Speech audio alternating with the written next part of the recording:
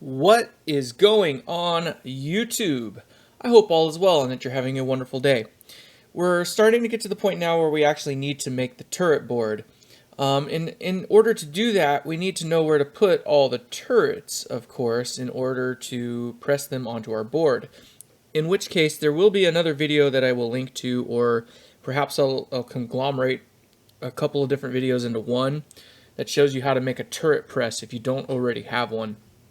A turret press will definitely speed up the process of installing the turrets on your turret board. Along with that, it'll also be much quieter, and because you don't have to hammer them. It's also the option that I show is a cheap alternative to going out and buying, say, a drill press, which if you already own a drill press, because you will need something in order to drill out the chassis. If you have a drill press already, that's great. You can utilize that. But if you don't have a drill press and you plan on drilling out your chassis by hand with like a drill gun, definitely check that out, because the little turret press that I show is a very cheap and affordable alternative. It's quick and will help you get through the process of installing these turrets very nicely, very quickly. So, any case, moving on.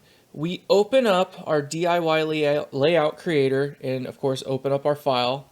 Here it is already. And then what we need to do is save this or convert this file to a PDF. So you'll go over into File over here, and then you'll export to PDF.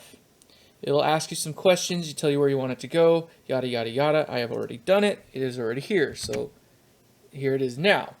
Now, when you open it up, make sure that you open it up in Adobe Acrobat Reader DC or something like that. You need something where you can actually edit the page. You do not want to open it up on the web browser version where it's just showing you a web browser version of it. So make sure that you open it up in Adobe Acrobat Reader.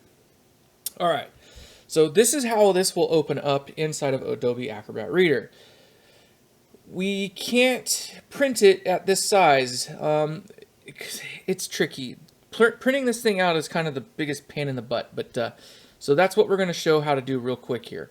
So obviously what we need to do is make it larger, because we need to show the field of view that is more what we're looking for. So I found for myself that 125% is the size that I need in order to get this in the field of view that I need.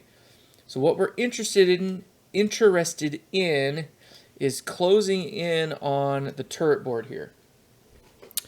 So we zoom into 125% or whatever size it takes to get it as close to the size of your turret board as you can, and then hold it there and get it so it's centered on your page.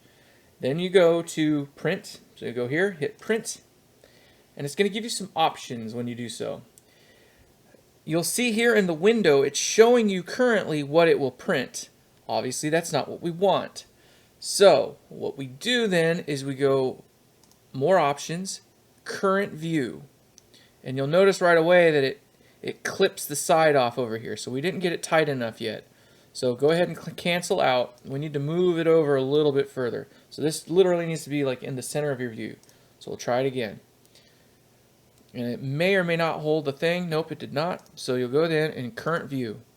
There it is. So now the turret board is now at least centered within our field of view. Now that field of view there is telling us that that is the actual size of paper, the actual size that it will print out on the piece of paper. Some people will say hit poster, multiple booklet size, yada yada. You need to just make sure that actual size is selected. You don't want to do fit. You don't need to do custom scale or anything else, although custom scale would work, but just go actual size. The nice thing about this software right here is that it will create the PDF in the actual size that you have told it to be within DIY Layout Creator. Alright, so here we are now. Everything's all hunky-dory. All you got to do at this point is hit print. It'll do what it needs to do. And as I go back and edit this, you'll see what has happened. Alright, and after it has printed, this is what you will be left with. You'll be left out with a printout that is the actual size of whatever it is that you have printed. You can see here that it lines up quite nicely in both dimensions there. You can see here too, perhaps, let me see if I can get this up here a little bit, that the holes all line up just like they're supposed to over their respective parts. Same in this orientation here. So then what you do with this guy here is you mark out where all your turrets are. You want to make sure that it stays in this orientation here, and then pick the side of this in which you need to pick which side you want to be the top. This was the not so good looking side, so I made it the bottom. So this is the top side of my turret board. So in your case, you can see I have a turret pressed in here.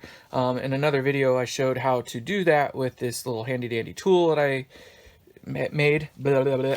So in either case, now that we've gotten that far, we are ready to start pressing some turrets in, and we'll see you in another video on how to do that. So go ahead, go through the process I showed you, get this, make sure it's the right size, lay it out, yada yada yada, make sure that all these are going to line up and stuff.